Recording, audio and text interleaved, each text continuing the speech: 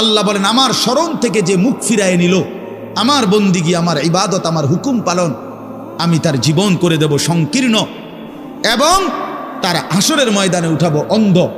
এই জীবন সংকীর্ণ করার একাধিক তাফসির, এর মধ্যে একটা তাফসির হলো এইটা যে আল্লাহ জীবন সংকীর্ণ করে দিবে মানে তার কবরের মধ্যে তার কবরটাকে একেবারে সংকীর্ণ করে দিবে। আল্লাহ রসুল বলছে নাফরমানের কবর রাইখা যখন ফেরেশতা চলে যাবে, কবর ডান পাশের মাটি তারে একটা চাপ দিবে বাম দিকে, বাম দিকের মাটি এক ডান দিকে, আল্লাহর কসম ডান পাশের হাড্ডি পাঁজর ভাইঙ্গা ডান দিকে বাম দিকে চলে যাবে, বাম দিকের হাড্ডি পাঁজর ভাইঙ্গা। রাসূলুল্লাহ সাল্লাল্লাহু আলাইহি ওয়াসাল্লাম বলছে বন্ধু দেখেন হাত্তা তাখতালিফা আদলাউহু, এই দুই আঙ্গুল যেভাবে এভাবে একটাটার ভিতরে ঢুকে গেছে, খোদার কসম ডান পাশের হাড্ডি পাঁজর বাম পাশের হাড্ডি পাঁজর এইভাবে একটার ভিতরে ঢুকে যায়। এইটার অর্থ এটা।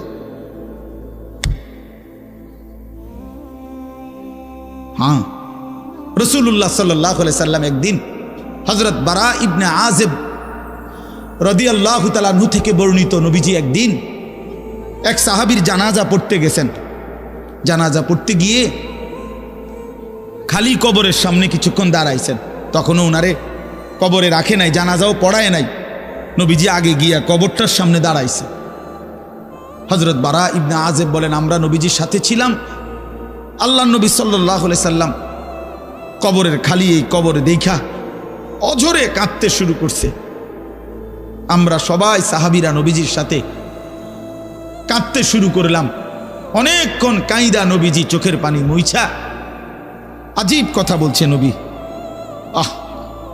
রাসূলুল্লাহ সাল্লাল্লাহু আলাইহি সাল্লাম সাহাবীদেরকে লক্ষ্য করে বলছে ইয়া ইখওয়ানি লিমিসলি হাদা ফাআইদ্দু, আমার বন্ধুরা আমার সাথীরা এই কবরে যাওয়ার জন্য তোমরাও রেডি হও। ফাআইদ্দু, তোমরাও প্রস্তুতি নাও, অচিরেই তুমি আমি সবাই এই কবরেই পৌঁছে যাইতে হবে।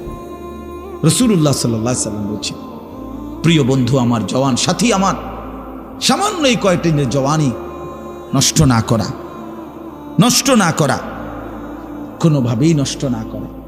তো এই জন্য বললাম এই সূরা মুলক এটা আল্লাহ তাআলা অত্যন্ত ফজিলতপূর্ণ একটি সূরা।